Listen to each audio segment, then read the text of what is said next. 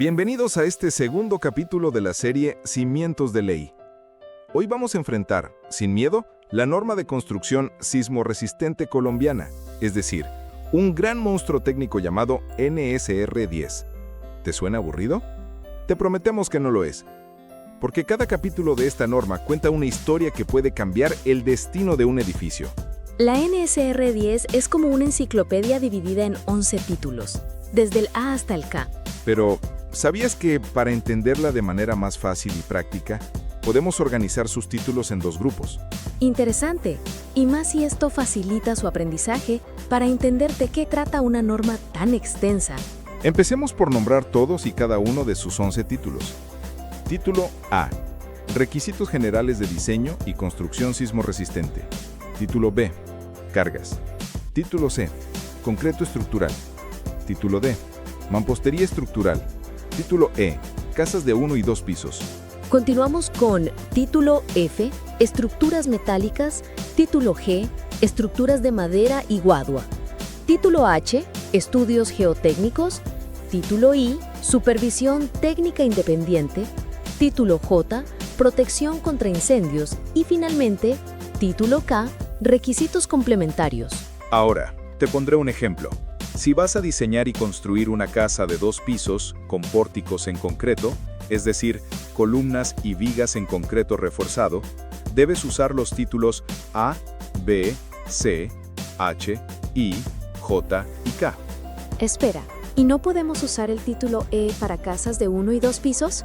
Sí, pero las condiciones de diseño cambian considerablemente. ¿Cómo en cuáles? Por ejemplo, en la distribución de espacios. Los muros de mampostería emplean separaciones promedio de hasta 4 metros, según el título E, mientras que las estructuras aporticadas, definidas por el título C, superan considerablemente esa limitante. Comprendo. ¿Y puedes explicarme brevemente de qué trata cada título de la norma, con sus contenidos más significativos? Claro que sí. Título A, Requisitos generales de diseño y construcción sismorresistente. Espera, no te asustes por el título tan largo. Con lo que te voy a resumir, ya entenderás el porqué.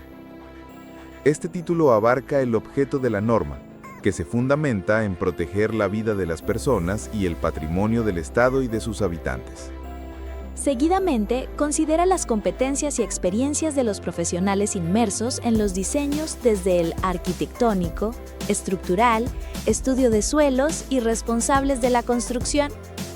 Por ejemplo, un ingeniero civil, para poder realizar un diseño estructural, debe tener mínimamente 5 años de experiencia comprobados en análisis y diseño estructural, o especialización en el área. De igual manera, el ingeniero de suelos o geotecnista. También abarca los grupos de uso de las edificaciones que van desde el grupo 1 al grupo 4. Porque créeme, no es lo mismo construir una casa de 2 pisos que un hospital de 2 pisos. Y no es que se le reste importancia al diseño de una casa. Simplemente, la cantidad de personas que se agrupan en un hospital siempre será mayor, además de las condiciones de asepsia y procedimientos que se desarrollen en uno u otro lugar. Otro aspecto importante a la hora de diseñar es la zonificación sísmica.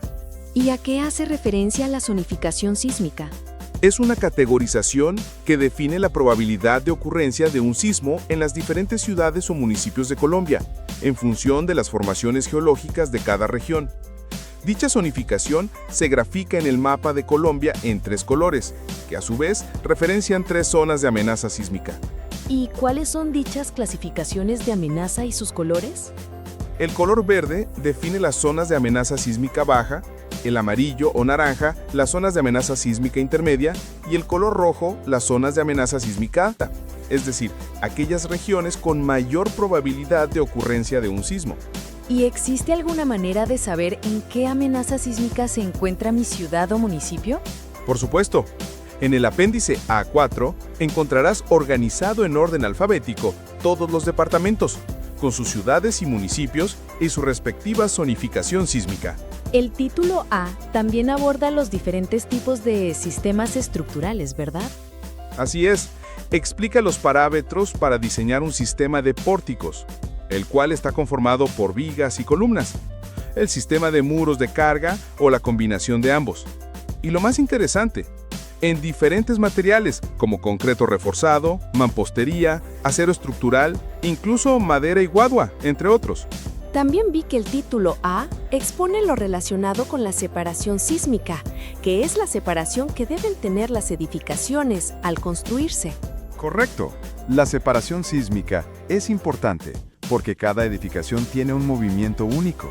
Imagínate una fiesta, donde cada persona use auriculares y estén escuchando géneros musicales diferentes. Será evidente que, al bailar, cada una tendrá un ritmo, y si están muy juntas, chocarán entre ellas. Claro, y al golpearse podrían lastimarse incluso hasta caer al suelo. Imagínate que eso sucediera con los edificios, cuando la música y el ritmo lo ponen los sismos. Sería una tragedia que los edificios se golpeen entre ellos al moverse de un lado para otro. Comprendo. Ese desplazamiento lateral es lo que se conoce como deriva. Por eso las edificaciones no pueden construirse pegadas unas de otras. Finalmente, el título A también expone los parámetros para rehabilitar edificaciones y las consideraciones para ampliaciones de edificaciones, especialmente si son en altura. ¿Y ahora con qué título continuemos? Continuemos con el título B, el cual define las cargas de diseño, entre las cuales tenemos cargas muertas. Están conformadas por el peso propio de las edificaciones y sus componentes, como columnas, vigas, escaleras, muros, cubiertas, etc. ¿Y el mobiliario? Fijo como closets y barras de comedor, ¿no son cargas muertas? No. Estos elementos hacen parte de las cargas vivas, las cuales se constituyen por las personas y el mobiliario. Un elemento a considerar como carga muerta, diferente a los descritos anteriormente, sería un equipo o maquinaria difícil de mover por su gran peso, en donde su mantenimiento deba hacerse en el lugar donde se instaló. Adicionalmente, tenemos las cargas de viento, granizo y obviamente los sismos. ¿Sabías que muchas personas omiten las cargas de viento en el diseño del techo de sus casas y terminan llorando porque se vuelven protagonistas de la película Lo que el viento se llevó? Continuemos con el título C, concreto estructural. Este título trata de todos los componentes de diseño y construcción de elementos en concreto reforzado, tales como columnas, vigas, losas, cimentaciones, escaleras, rampas, muros, piscinas y hasta tanques de almacenamiento. Y cuando hablamos de concreto reforzado, nos referimos al matrimonio que hay entre el concreto u hormigón y las barras y mallas de acero de refuerzo. ¿Sabías que existe una fórmula exacta para calcular la cantidad mínima de acero por sección según sea el elemento estructural? Así como unas fórmulas sencillas y prácticas para determinar las alturas mínimas de las vigas. Mejor dicho, nada se deja al azar. Y ahora continuamos con el título de Mampostería estructural. Este título expone las características de las piezas de mampostería y los diferentes tipos de muros de mampostería que podemos emplear en el diseño y construcción de edificaciones, desde la mampostería simple hasta la mampostería estructural y reforzada. Y no olvides que explica los tipos de morteros, tanto los de pega, revoque y los morteros de inyección. Sencillamente fascinante. Llegamos al título E, casas de 1 y 2 pisos. Y déjame decirte que este es un manual de autoconstrucción de viviendas hasta de 2 niveles. ¿En serio? ¿Y cómo es esto? El título E va dirigido a todos los profesionales del sector de la construcción, así no sean expertos en diseño estructural. Simplemente sigue todas y cada una de sus especificaciones y parámetros geométricos y construirás una casa hasta de 2 pisos en mampostería confinada, desde su cimentación hasta su cubierta. ¿Y qué es mampostería confinada?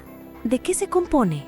Es un muro de mampostería simple, abrazado por elementos de concreto cuyo ancho es igual al espesor del muro, los cuales les brindan mayor rigidez y capacidad de carga a los muros.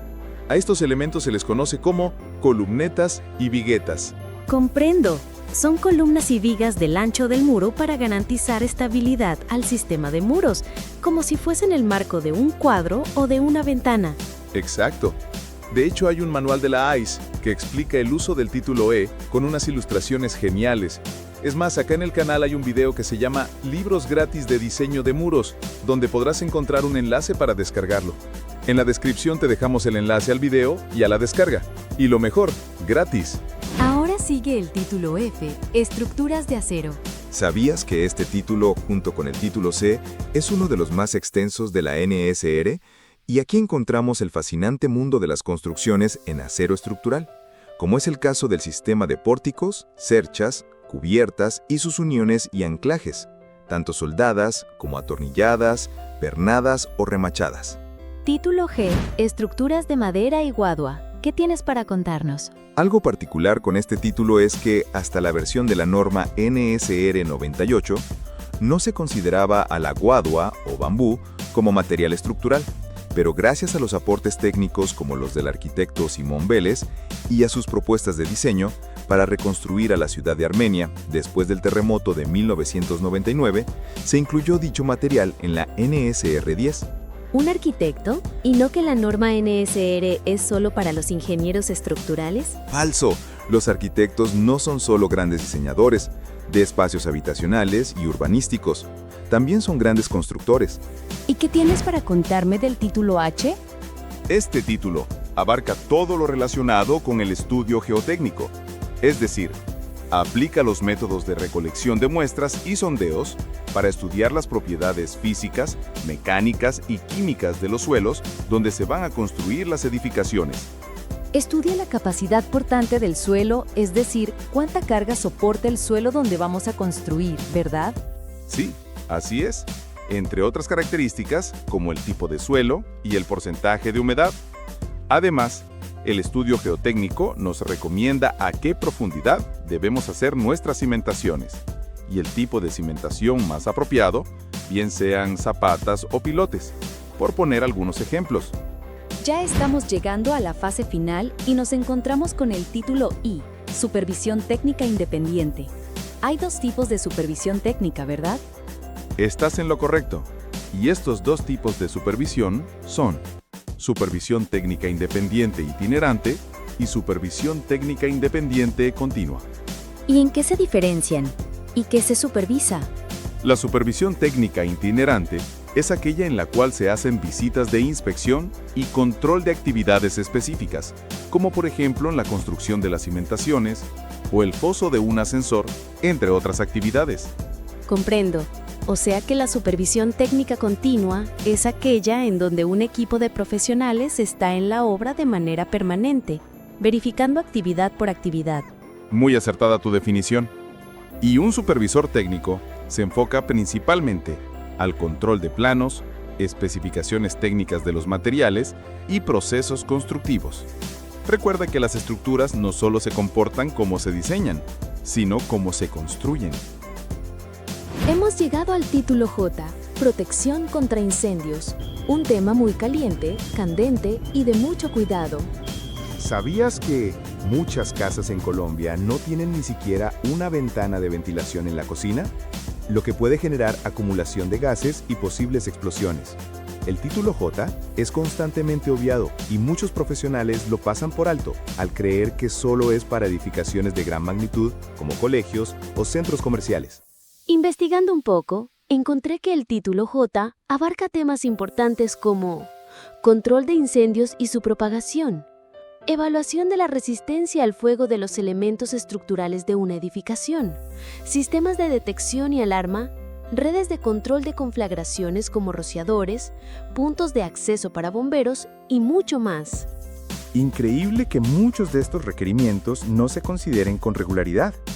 Hemos llegado al final del recorrido de los títulos de la NSR y nos encontramos con el título K, Requisitos complementarios. Pero, ¿cuáles son esos requisitos complementarios? Suena muy amplio el nombre. No te confundas, son muy sencillos. Este título enfatiza en los medios de acceso y evacuación de una edificación en función de sus grupos de uso. Por ejemplo, expone las dimensiones mínimas de las puertas, pero no solo domésticas, sino de garajes o de acceso a locales comerciales.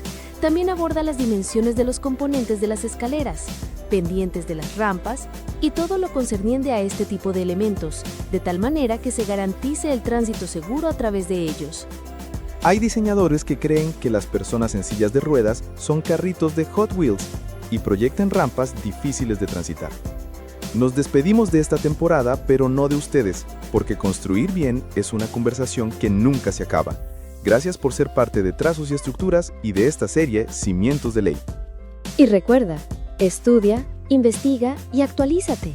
Las normas no son estáticas, cambian, evolucionan. Y si tú quieres construir el futuro, necesitas estar al día con las reglas del juego. Si te conectaste con esta historia, déjanos tu comentario. Es muy importante para nosotros aprender de ti. No olvides darle me gusta, suscribirte y activar la campanita para más contenido histórico y de aprendizaje práctico. Nos vemos en el próximo video.